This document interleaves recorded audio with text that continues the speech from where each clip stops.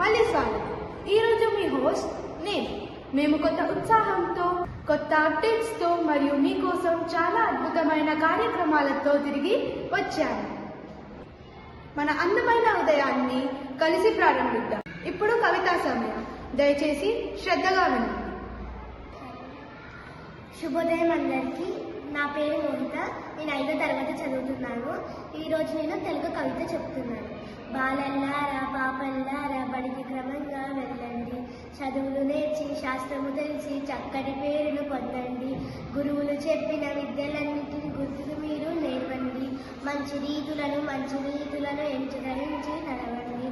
అల్లరి పిల్లల సావాసాలకు వెళ్ళకండి ఏ వేళను. మంచి పిల్లల స్నేహం కోరి మర్యాదగా వెలగండి. సాయంకాలం పిల్లలందరూ చక్కగా ఆటలు ఆడండి. ఆరోగ్యము మహాభాగ్యమును సూత్రముజ్ఞప్తి ఉంచండి. వీరుల ధీరులు శూరల గాలులు వీరులు శ్రద్ధగా చదవండి. దేశభక్తితో స్వయం శక్తితో దివ్యముగా వెలుగొందండి. ధన్యవాదాలు. ఇప్పుడు సునాన్షిక మరియు జశ్వంతి రాణి లక్ష్మీబాయి గురించి చెప్తున్నారు.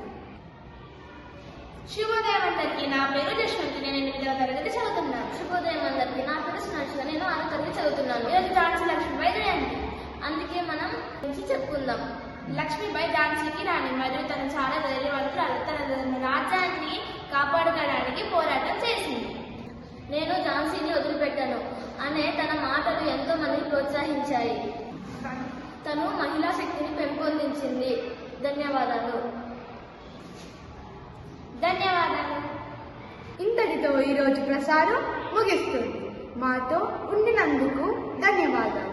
మేము రేపు కొత్త మరియు ఉత్సాహభరితమైన కార్యక్రమంతో కలుస్తాం. అప్పటి వరకు ఒక అద్భుతమైన రోజున గడపండి.